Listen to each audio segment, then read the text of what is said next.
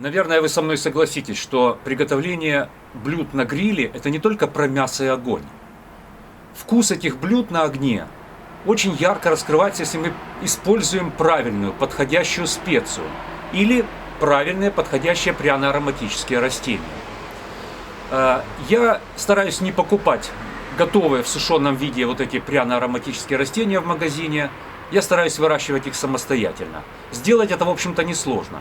И сегодня я хочу вам про них рассказать и показать, как их выращивать. Выращиваю я их в контейнерах, сразу скажу. Давайте по порядку.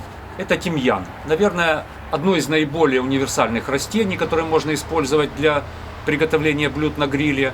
Он подходит для создания маринадов для рыбы, для мяса, для овощей. Достаточно добавить немножко, пару веточек этого растения, и вкус блюда сразу приобретает очень характерный запах и вкус. У меня это тимьян лимонно пахнущий. Почему-то мне он больше нравится, чем обычный тимьян. Это розмарин. У меня были саженцы розмарина обычного, я их все раздал, но нашел, отщипнул веточку и укоренил розмарин в стелящейся форме, розмарин распростертый. Мне показалось, так интересней будет. Вкус у него тот же самый, запах тот же самый, но для выращивания в контейнере я подумал, так будет интересней.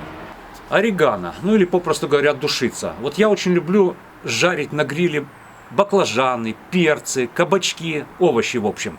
И вот орегано с ними великолепно сочетается. Он у меня еще очень маленький, но тем не менее, даже кончик веточки, если просто отщипнуть и положить в маринад, сразу вкус овощного блюда кардинально меняется.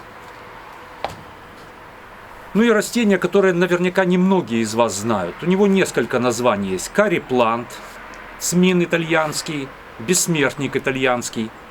Дело в том, что у него веточки, если их потереть руками, действительно очень напоминают запах специй карри. Хотя к самой специи, конечно, он никакого отношения не имеет. Просто запах, просто один в один.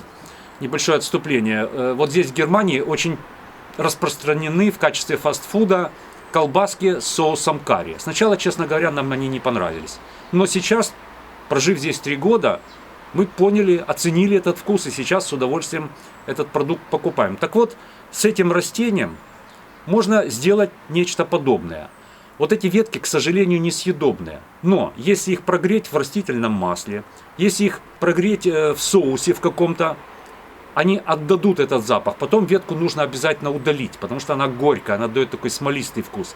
Но если удалить, вот этот запах, приятный запах карри, он остается. Что же объединяет все эти растения?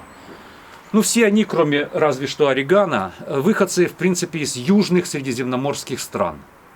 Что мы знаем про средиземноморские страны? Там очень жарко, и там бедная каменистая почва. Вот это, собственно говоря, и есть главное условие для их успешного выращивания. Дело в том, что если эти растения выращивать в удобренной, в такой жирной почве, где много полезных питательных веществ, они будут жить, они будут очень активно отращивать свои побеги, но при этом ароматность свою они потеряют. Вот чем беднее почва, чем больше воздуха, чем больше солнца, тем ароматнее веточки всех этих 4 растений. Я сказал, я их выращиваю в контейнерах. Хотя орегано маленькие, остальные уже, мне кажется, переросли свои контейнеры. И сейчас я их буду пересаживать. И буду показывать вам, как сделать почву бедную.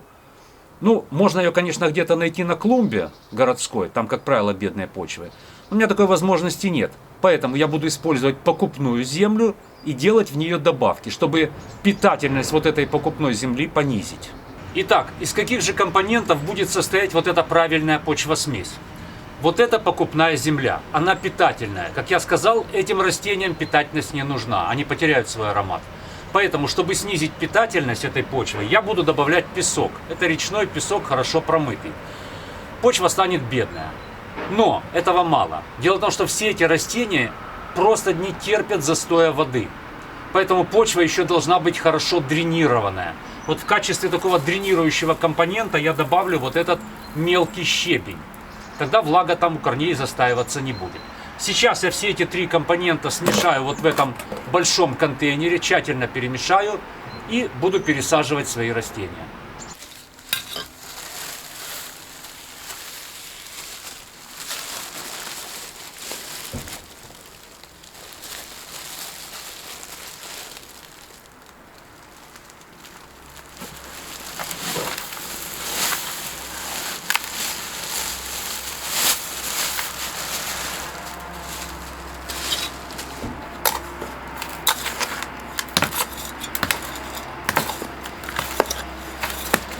И еще один очень важный момент при выращивании этих растений в контейнерах. Выбирайте контейнеры, у которых много вот таких вот крупных отверстий.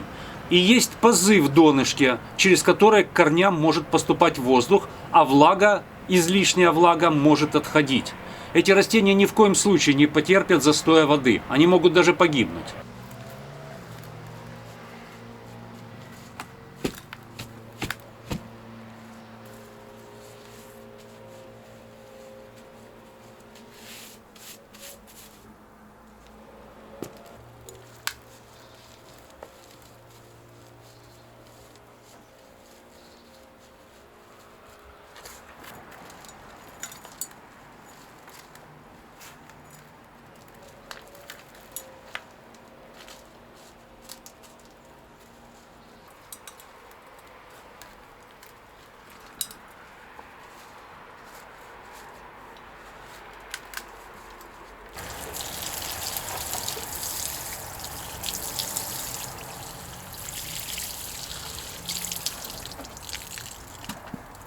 Ну вот, растения пересажены. Теперь позвольте дать вам пару, на мой взгляд, важных советов. Первый совет касается зимовки этих растений. Вот я выращиваю их в контейнере.